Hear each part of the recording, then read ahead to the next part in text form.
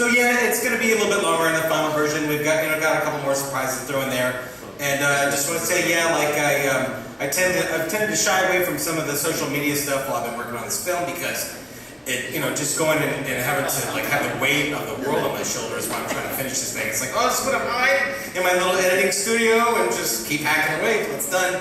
And yeah, it's paid off. So we're really going to get it out there. If anybody has access to a render farm, I sure could talk to you because we got a little bit of rendering to do. Those graphics look kind of nice, but yeah, the finals, you should see them. They're actually photorealistic and you can catch all kind of cool stuff. And anyway, just thanks everybody. Hope you liked it. And yep, Kickstarter people, you'll have your copy soon. Thank you.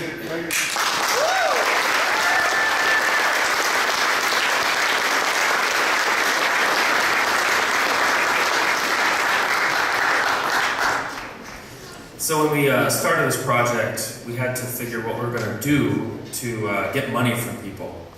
And since Pebble was taken, Viva Amiga was already done. I think there was a Kickstarter for a for a cake printer, a pancake printer. We decided to do a Banquet for the Amiga.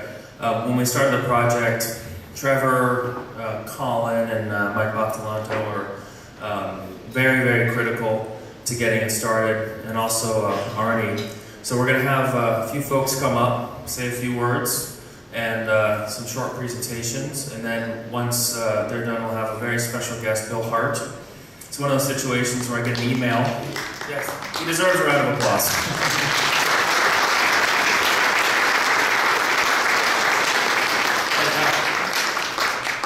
I don't remember the exact text, but it was something like, I'm Bill Hart, and I'd like to come to your event. And I'm like, okay, let's look at oh, really? It's him? That's cool.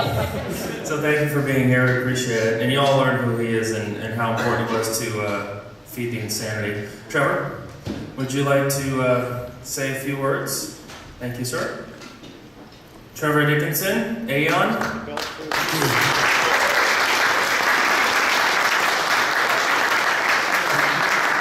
First of all, do you notice the hair colour? Yeah. That's what making new Amiga hardware does. But do you like the shoes? Yes. You're not going to see them on the shorts, sorry. It's fantastic, right? 30th anniversary. Next slide, please. I'm just going to shoot through these. I'm going to do a couple of slides because I want to get to one main slide, or two main slides. Obviously, we've heard, actually, I was in tears. I don't know about you lot. For me, it was fantastic. The Amiga sort of mirrors my two daughters from being born up to, their age now, early 30s. So it came through life with me. They got my old Amigas. They learned the Miracle keyboard, I think you remember that. They had a Miracle keyboard. I decided that the whole family had to learn to play the piano. And within about a month I could play God Save the Queen, badly. Very badly. But within 2 months they'd outgrown the software and piano lessons, and they both went to university and studied music. One now lives in Japan, and the other one lives in New Zealand. Fantastic. But we won't go back through the Amiga's groundbreaking design, fantastic multimedia, sound, video. I could go on forever. Preemptive multitasking. I once told a US immigration guy I was going to an Amiga conference. What's that? Preemptive multitasking. It's multimedia. He said, you let me in anyway. I got in. So. But there's Isaac Newton, you may have heard him, some guy. Something about apples, it should have been bowling balls, but never mind. He said, if I've seen the future further than others, it's only by standing on the shoulders of giants. And we've got these giants here today.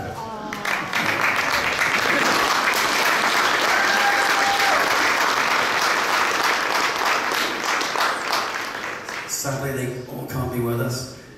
If you're old like me, actually I won't lose this. This is obviously a rip-off or take-off from Sgt. Pepper's Beatles.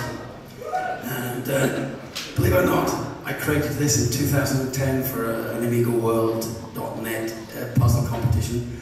And I got so into it, I thought, oh, maybe I'll get my Amiga 5000 after all.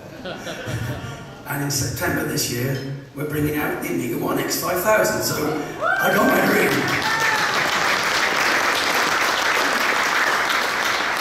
But, and if Colin can come up please, this would not have happened. This fantastic gathering, for me, once in a lifetime gathering, it'll never happen again. 30 years time, I certainly won't be here. Hopefully the youngsters will, but never mind. What a great, fantastic achievement by Bill Bazzario and the team. And with that, I've seen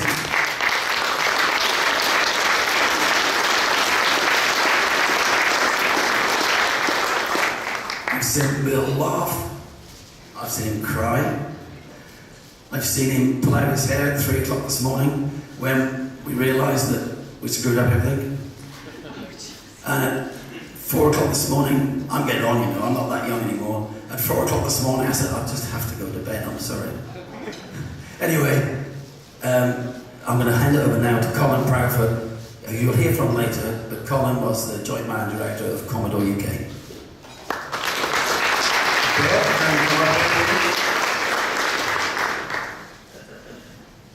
Where's Bill? Get up here. So, I've played a very peripheral role in the organisation of this event. Bill and his core team have been working hard for many months. I think we're up to about 50 emails a day across the group. A whole flood at 4 a.m. this morning. It's an incredible amount of work and an incredible task to pull something like this off. Yes. We've had conference calls between the team, and Bill is the voice of calm and reason. Nobody would know what was going on behind the scenes because he always gave us the confidence that it would happen and it would be great, and it has been. So Bill, on behalf of your Amiga family, we give you that card. It is probably the largest collection of Amiga signatures in modern history. Thank you, Bill.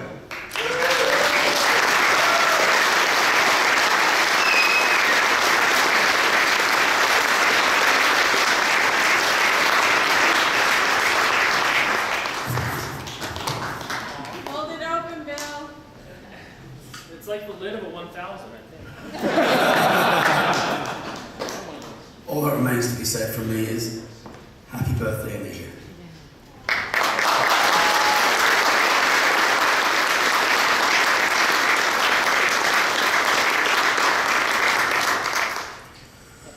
So next up is Michael Batalana. I believe he's ready to go. He comes to me at the last minute, which is fine. I'm used to that. AmiWest was great training, thank you, Brian. And says, I want to do something special. Are we good? He's mic'd. No, I think Albert's got it covered. Albert, great job back there. We appreciate it. If you saw the cakes, round of applause for Albert.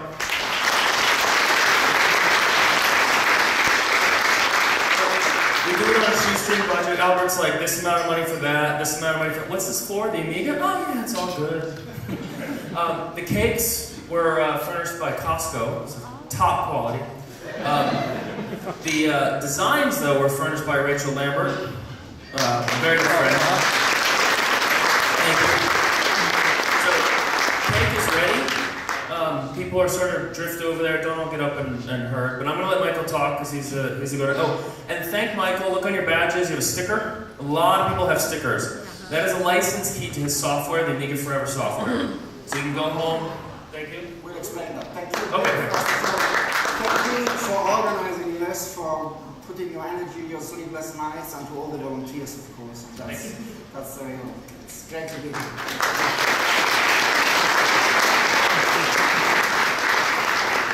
So normally, when I'm here on the ground floor, it feels like being with friends, but there's so many Amiga fathers here that to me, I'm terrified. It feels like testifying in Congress here. I need some help maybe, and I will explain why I'm here. I started programming even before being a teenager with a Commodore PET, then briefly wanted to experiment with colors and VIC-20, and when the Amiga came out, only that would be the machine, so for more than 20 years I'm an Amiga person. Our company was incorporated based on that. We have been doing software for the handicapped, word processing. Personal paint was bundled with every Amiga sold in the last few months. We inherited the Commodore Amiga copyrights up to '93, and that's how I'm going to introduce the preservation work. So we are into Amiga Forever and C64 Forever, as Bill also mentioned in relation to that. So when our software work started fading, we switched to preservation. And that's more of a passion project because we do other things for a living. So that's when I had more hair and some crazy... Where's Dave? Dave, do you remember that?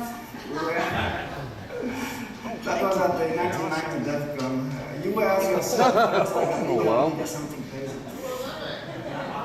So this is strange, but Chuck here, that's me with the camera. Chuck here and Lee, we're actually still working together with like reverse engineering pressure tablet, emulating that and so on. So it's a strange thing here. We have Brilliance, V-Paint, and Personal Paint used together. That was the Florida DEFCON, the 1991. Okay. So why do we reverse engineer and these things? Because we like to preserve things. I'll show you just for a few seconds, some things that haven't been shown yet. Okay, that's it. Thank you. It's great to be here.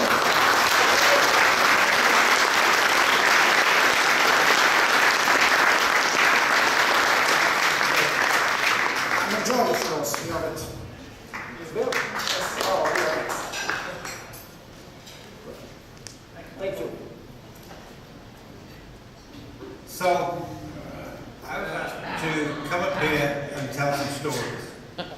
And it's only right to address the elephant that was in our room a few years ago. I first met Mehdi in June 1990. A friend of mine, Andrew, who I'd worked with before, was working at Commodore. He was working in Germany, trying to help with the inventory. And he said, "Can you meet me for breakfast with Mehdi Ali tomorrow morning at 7 o'clock? Be there." So I was there for the breakfast. Now I picked this picture because the guy on the right looked a little bit like I did back then. But then meeting with Mehdi, I'm sure is not at all like meeting with John Kerry.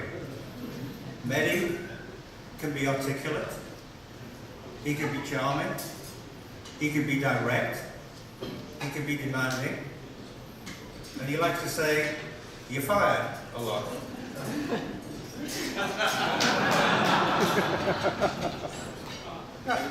That's a more appropriate metaphor. So, Mehdi and I chatted for about 10 minutes over breakfast. He then went back and said, "Well, you've been recommended by your friend Andrew here. Andrew knows, you screw up, he gets fired. I rely on you two not to make that happen. Be in Holland tomorrow morning, 8 o'clock. That was the way Mehdi operated.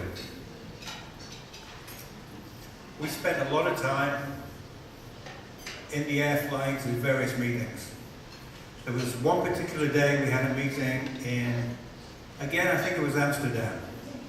What Mehdi used to do was to tell everybody he wanted to talk to that day to be in the office at 8 o'clock in the morning. And as his management style was divide and conquer, he only took one group in at a time, because he had us competing against each other. So you would arrive there at 8 o'clock and wait until your agenda item came up. Whenever he got round to you, you then go in, spend your time, come out. That day I remember the guys from Australia who'd flown in the previous evening, got in at 10 o'clock, around at 10:15, because they could catch the 1 o'clock flight back to Australia. We were waiting longer. There were some issues going on with other countries, don't know what it was.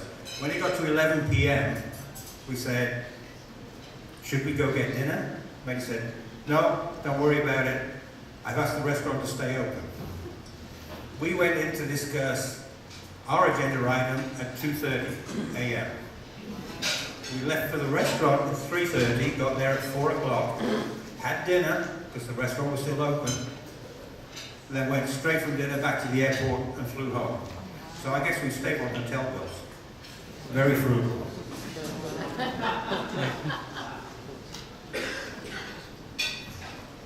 But many used to come to the UK about once a month.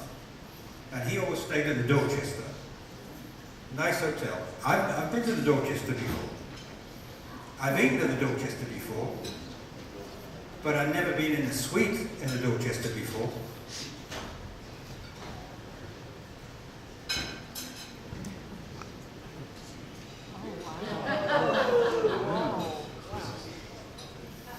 I got to eat well. So whenever he came to the UK, he would have a car, and that car would be on 24-hour standby. He'd also have a phone. Now back then, the phones were $15 a minute. Because he was on the phone constantly. As soon as he got in the car, he was on the phone every time he went anywhere. And the car was 24 hours a day. So that was costing us roughly $6,000 a day. Now you've all seen the Sprint adverts. I can cut your bill in half. What I said to many was, I will cut your bill in half. Because we used to get the bill and recharge it back. Sorry about that. We used to get the bill and recharge it back to the US. What I said to him is, we'll provide you with a car and a driver and a phone and bill you half what you're paying today. He said, done deal. So we leased a car, hired a guy who was actually the retired father of one of my accountants, who was a general maintenance guy plus a driver, and we got him a phone on a cheap international plan. We saved him 50% of his cost, and for 28 days of the month when Mehdi wasn't there, we had a car and a driver at our disposal.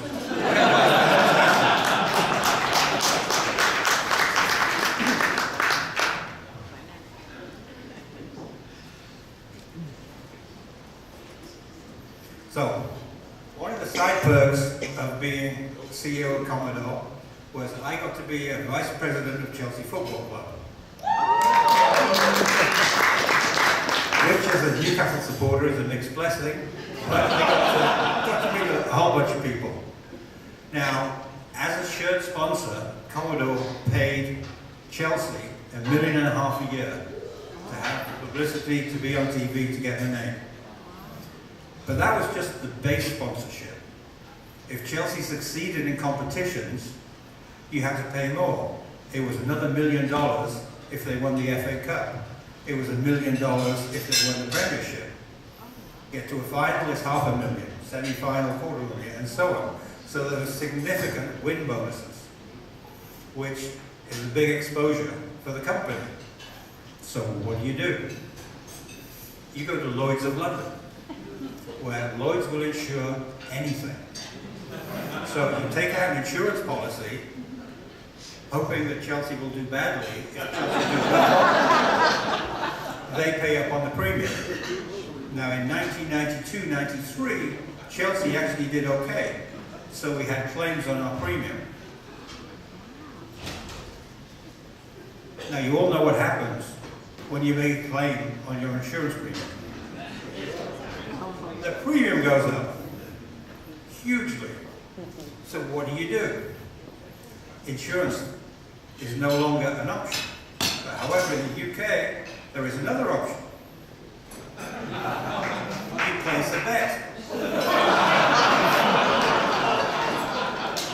So you do the calculation on what are the odds on Chelsea doing all the various things that you have to pay them if they achieve, and you work out that it's actually 40% cheaper going to Ladbrokes than it is going to Lloyd's.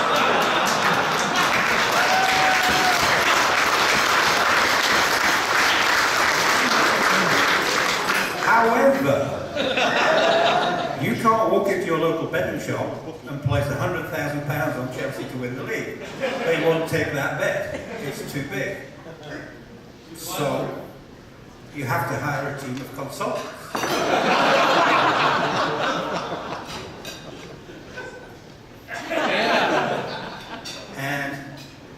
25 people who are told at 2 o'clock exactly on a certain date, you walk into a betting shop in 25 different towns around the country and place sub-bets on Chelsea. So, everybody remembers the Sting. It's all about the timing. Back then, they didn't have the technology to recognize that so many bets were going down at the same time. You had about 10 minutes before they worked out what was happening and changed the odds. So, if you follow English football and you look at the odds on a team winning the league or winning the cup, that is more related to how the sponsors are placing their bets than it is about anything else in the market.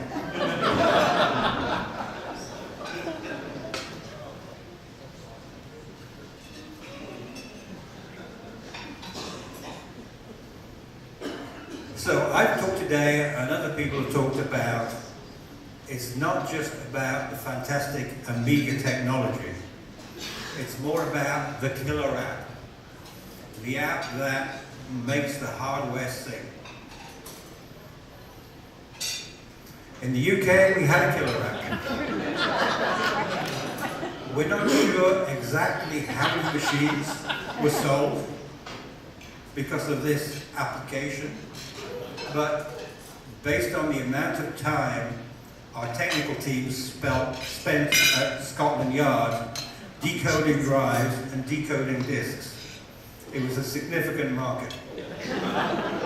I never got to find out what was on those disks because the content was always the subject of an ongoing inquiry.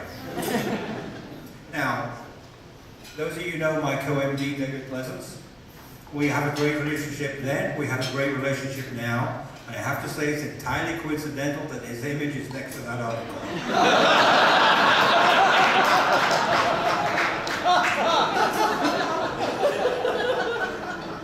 With that quote. So, another Amiga story. David coined the phrase a while back that we don't sell computers, we sell dreams. And the Amiga brand is powerful and makes powerful dreams. And that came home to me one weekend. It was a bank holiday weekend, so we would have Monday off. We're winding down to a 3-day holiday, taking it easy. It's 4:30 on a Friday afternoon. My head of technical support came through on the phone and said, I have a call, you need to take it. I said, it's 4:30 on Friday, just handle it. It's late, I'm going home. But no, you need to take the call.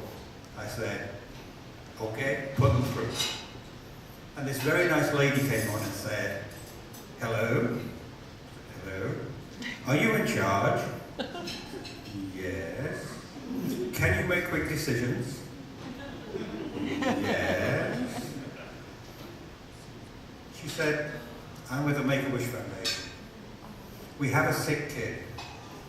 He doesn't come from a very well-off family, but his friends have Amigas, and his wish is to have the latest Amiga 1200 package and play with it.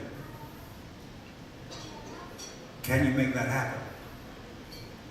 I said, it's now about 5 o'clock Friday night. I said, yeah, I think we can get him one by lunchtime on Tuesday. She said, ah. I waited. We don't think he's going to make it till Tuesday.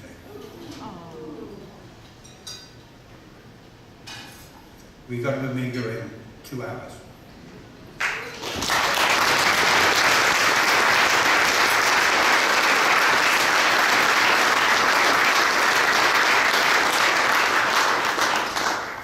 I got a letter a couple of weeks later from his mother who said, you made the last week of my son's life happy. He was smiling. He wouldn't leave the computer alone whenever he was awake. It was great. Thank you so much. For me, that encapsulates what the Amiga is. It makes dreams. It's fantastic. This community is fantastic 30 years on. I am proud to have played a big role in this community, to be part of the journey. Thank you all for all you've done for it, all you have done for it, are doing for it, and will do for it in the future. May the Amiga dream on. Thank you.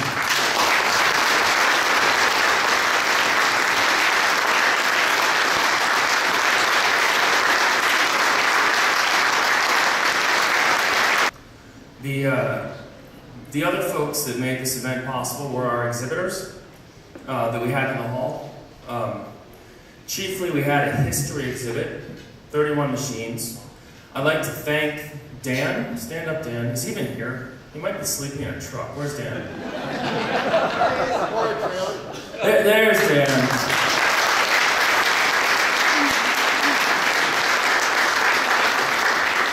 I said, Dan, I need you to manage the history table for me. He said, what? He said, okay. I'm like, perfect, done. And did a great job with that. We also have a prototypes and a gallery space. So I want to thank Robert Hamilton for his Amiga art. I want to thank Dale Locke as well. Dale, you want to stand up real quick?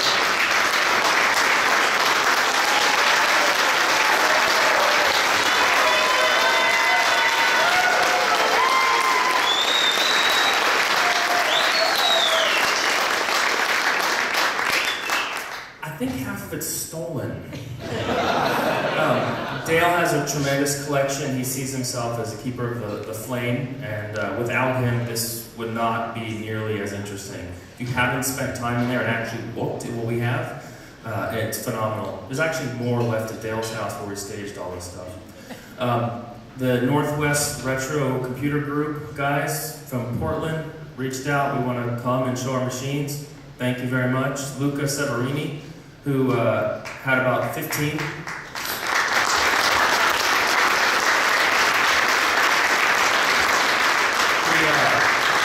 He cleaned all the prototypes, man. He was going to bring about 15 machines or something insane at different spots, and then a raccoon got in his way, and so he was in a car. And then I also want to call out the cast star, Jerry and Rick. Thank you.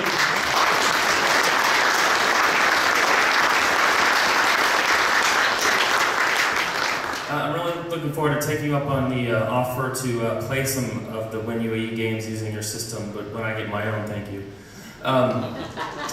Going around the list, FriendUP, of course, Arnie and the team, thank you very much.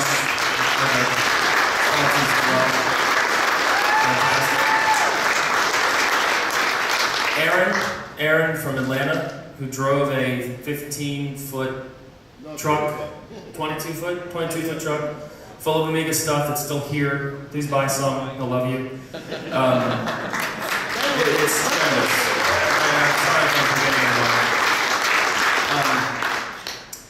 So the other people who made this possible were our sponsors, A-EON, the FriendOS guys, Hyperion jumped in at the end. Thank you, appreciate that. Members of the community helped us out. The AmiKit, the Lemon Amiga forums, very helpful in getting stuff put together, getting software. Thank you.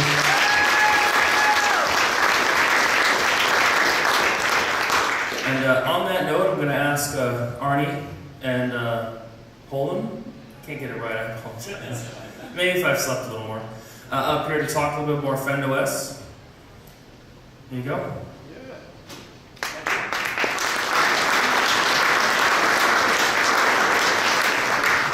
Thank you. Some tough Norwegian names, so that's Homine and Arn. If you say Arnie, you can make me outdoor. Say them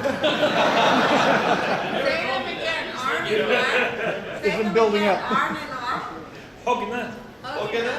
Yeah, my name is hard to Just call him Hoggy and he'll have a big smile. But you know, once upon a time, half of north of Europe and down to Sicily was part of our realm, so.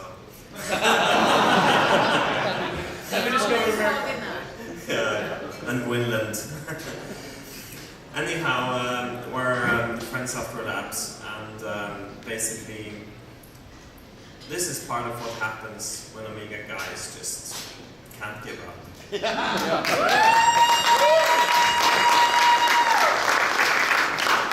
So I'm a die-hard Amiga guy, reading all the magazines, you know, Viva Amiga. I really enjoy talking to David Pessens in Amsterdam.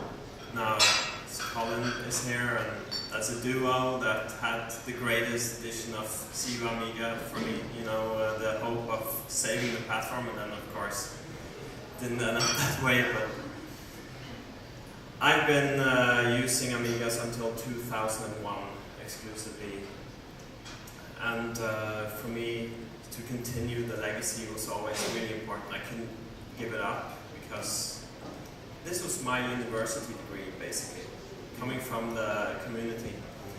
And if I would take a real university degree in IT, I'll just be set back and become an Oracle database administrator or something. Go Amiga! What we've been doing is basically trying to look at what's of the next generation. It isn't the next generation, it's of it. And we're trying to make something that's viable in business today, using the concepts of the Amiga platform. So it's Amiga at heart, but it's many things to different people. So with this, I give the microphone for a finishing word for Anna, and then we just watch a movie and we have some words afterwards.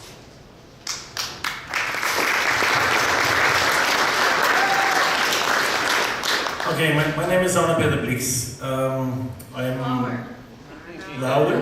Is it better now? Can you hear me in the back? I've been a successful business founder, owner, CEO for several companies, and I've sold them successfully, and I can then therefore fund some of this. Hogne called me, and I understand a lot more from Amsterdam and from here about the Amiga legacy, and I like to think that what we do in Friend represents hope. Not just for the continuation of the Amiga legacy, because there's a genuine link there, I think, but also for some of the humanitarian parts of this project, FriendUP. Also hope for us to earn some money, that would be nice. It has to be a commercial project in order to be successful. We will explain a bit about that. But I'm also here to provide leadership, experienced leadership. I have never failed in things I've set out to do. And I'm not going to fail on this one. I will support Hogne and the teams for as long as it takes. And that's my pledge. So here goes for the video. And we're doing a demo tomorrow. In-depth technical dive. And if you have a brain and you like to use it, and you have an imagination, an open mind, and you like to use it, please come, join us tomorrow, help us to bring the legacy forward, and help us to make more friends, Amigas, I don't know, and enjoy the evening. See you in the bar.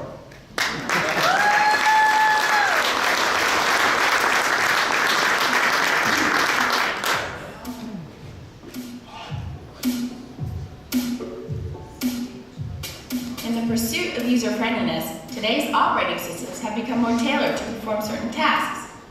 As a trade-off, the versatility and fidelity for users has suffered and left them with less control of their devices. All current operating systems emerge from and are defined by their hardware. Some are stationary, some are mobile, yet all of them are physical, unlike the internet. Today, we all compensate for the limitation of every device by adding more devices in order to be able to do what we want. Wouldn't it be nice if you could merge your devices into one seamless experience?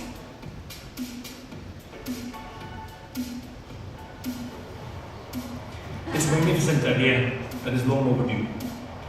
Creating the ultimate unifying platform is something that has been attempted and debated for a long time. Today, this is not only technically feasible, we're actually halfway there. What if we could use all devices as drivers and link them all together? Instead of trying to fit the whole world into one computer. Why not make your own world computer? For this, we need the Friend Unifying Platform, and we want you to contribute to its completion. Imagine unlimited storage space and processing capacity. Imagine accessing resources provided by a dozen tried and tested operating systems from all over the world without having to worry about integration. With Friend, people may safely share their computer resources. Some of the devices on the internet share statistical data. Some measure the weather, and some render 3D graphics. All these devices may become part of your macro computer. In the future, the internet will increasingly resemble a macro computer. A supercomputer only tells you that it's fast and that it can crunch numbers. A macro computer, on the other hand, is more about size and depth. What could you do with a computer the size of a planet? Now that's a macro computer.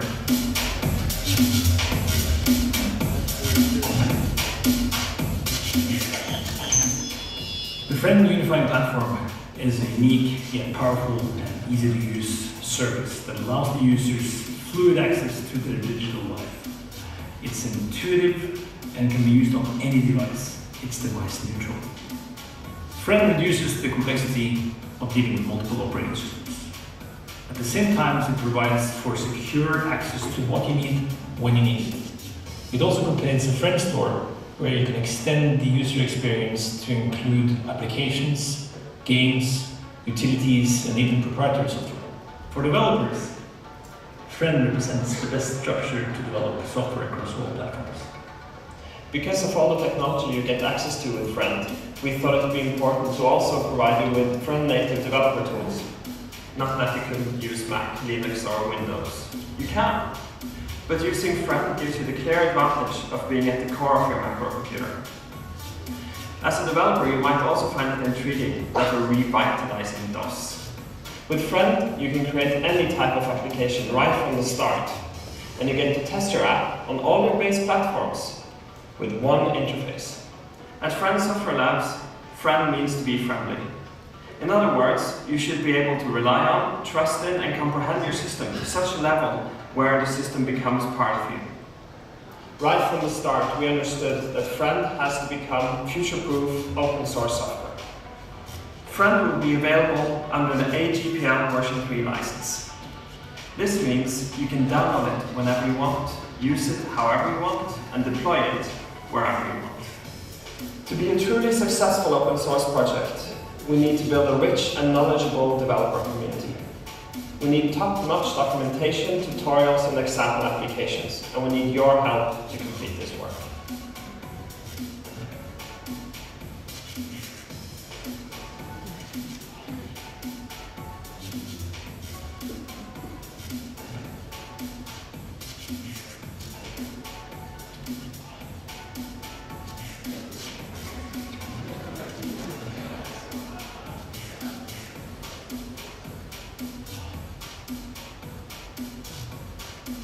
For more information and additional videos, please visit us at friendos.com.